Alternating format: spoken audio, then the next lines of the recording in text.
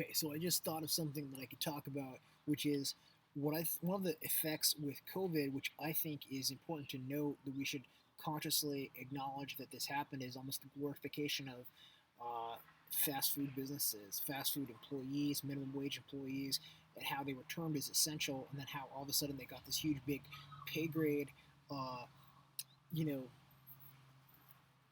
basically they're the amount that they get paid per hour went up during COVID as one of the effects of COVID, one of the effects in the economy. But then also the price of all that stuff went up too. But all of a sudden now these people are that never should have happened.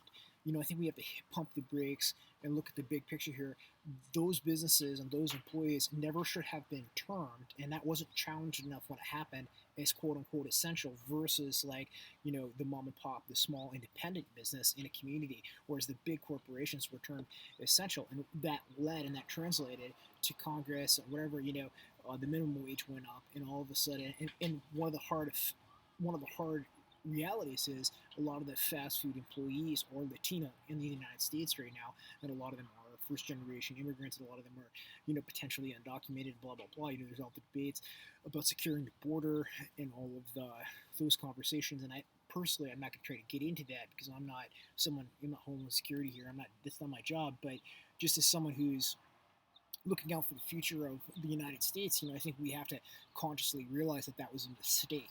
Those businesses, the impetuous for, there was no data there to determine that those businesses were essential and that the other businesses were not essential, and how now that has led to these people who were termed as essential workers, like McDonald's, for instance, which is not an essential business, and is not serving healthy food and is doing nothing but, in terms of a big picture, if you're managing health, the health sector, health and wellness sector for the country, they're not contributing in a positive manner in any shape or form. And there's quite a bit of studies and data, objectively and reasonably, rationally, that have been done that present the fact that the food that they serve is not just unhealthy temporarily, but has a lot of bad effects for people over time when they consume it.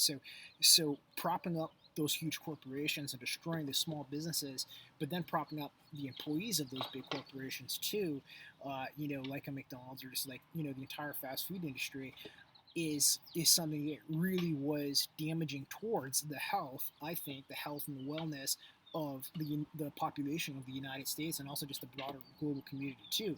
So what we really want to do is we want to uh, allow small independent businesses to and just to be able to continue to compete with those big corporations. And so just sort of ranting about just something, because I was like, shit, I should make a little video. I'm sitting here, I have a second.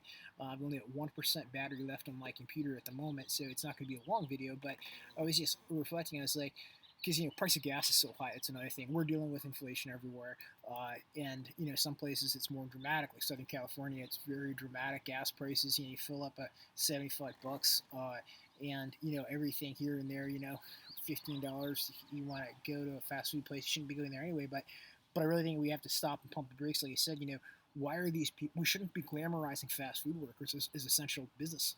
They're serving shit food. It's having a negative effect on the health of individuals, and they're not contributing in a positive way towards shifting our culture. People drive to go to the fast food place too.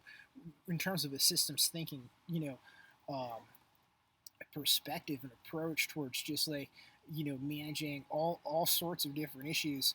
That way it was termed as essential during the pandemic is still now to this day, 2+ years later, it is still now to this day having this tremendous negative effect, because also like all those small independent businesses, they took huge blows towards their budget, towards their business plan, and a lot of them were shut down, like the fitness, the health, and like people gym routines were messed up. So and those were the businesses, I think, if you're talking about like the health of a health industry and the health of the population, like the fitness businesses, the gyms should have been the ones termed essential, because that kept people active. You know what I mean? There's much more likely of getting transmitted, getting fast food, and from God knows where those ingredients come from, than having your local gym and being able to still go there and work out and keep your routines and stay connected with your community. So, we still need to fight this. 2+ years later, the direction it moved our nation is in a bad direction.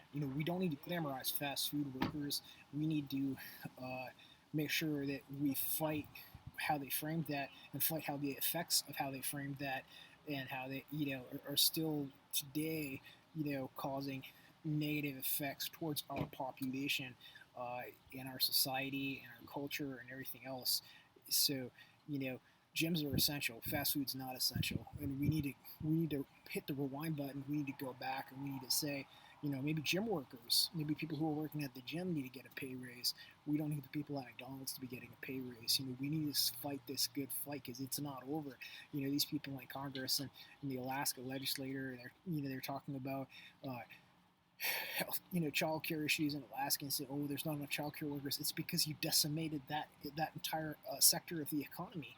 Those people weren't having jobs anymore because you guys shut down their those businesses. So but you left McDonald's open, so all those childcare people are now working at McDonald's, and they're getting a higher pay grade at McDonald's than they are, working in a childcare business, and that's because of government tampering that should never have happened. That's because of government interference and government shutdowns of business that the government determined were not essential, but McDonald's is essential, right? So, you know, the government needs to tamper less. And, I don't think that there should be an $18 minimum wage for McDonald's. I think McDonald's, if anything, at some point we need to shut these type of businesses down. That we've seen the independent health studies and we've seen the proof in the pudding that, they're causing bad effects over time to people in our society. And,